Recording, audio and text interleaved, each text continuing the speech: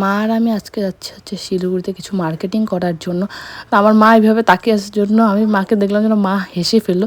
তো আমরা সকাল সকাল সেদিন ট্রেনে যাচ্ছিলাম সুপারফাস্টে। এর আগে ট্রেনটায় যাওয়ার কথা ছিল, তো সুমিতা ওঠেনি নাকি, সেজন্যই হচ্ছে লেট হয়ে গেল। তো পরের ট্রেনটাতে আমরা গেলাম, তবুও সুমিতা সেই ট্রেনটা পাইনি, ও বাসে এসছে, আমরা ট্রেনে এসেছি।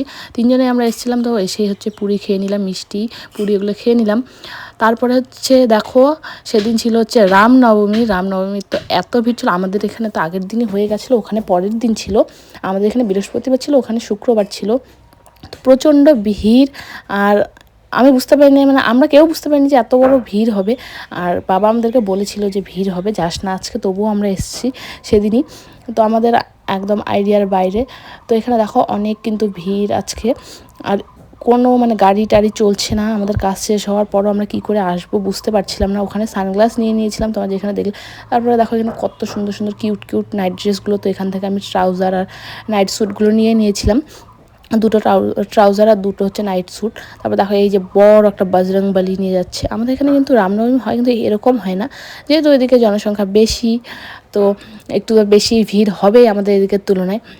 এগুলো দেখছি, এনজয় করছি। আরও দিন যে আমরা কত কিলোমিটার হেঁটেছি তার কোনো মানে হিসেব নেই। 20 কিলোমিটার তো অবশ্যই হয়ে যাবে। গোটা মার্কেট থেকে শুরু করে সব কিছু আমরা এদিক ওদিক ঘুরছিলাম, খাওয়া দাওয়া করেছিলাম ওখানেই যেহেতু। তো সব কিছুই তো সেদিন বন্ধ ছিল প্রায়। আর যা খোলা ছিল সেগুলোতে মানে আমাদের কাজ হচ্ছিল না।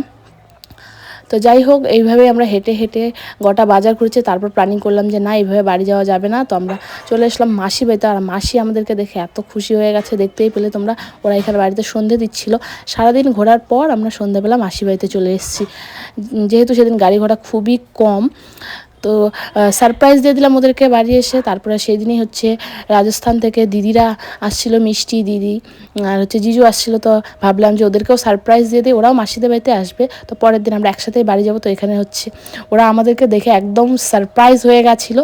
তো এয়ারপোর্টে ওদেরকে নিয়ে তারপরে হচ্ছে আমরা সবাই মিলে বাড়িতে চলে এসেছি। ওরা কিন্তু একদমই জানে না যে আমরা এখানে আসবো, জানে যে শিলিগুড়ি এসেছি, কিন্তু আমরাও যে মাসির বাড়িতে যাব।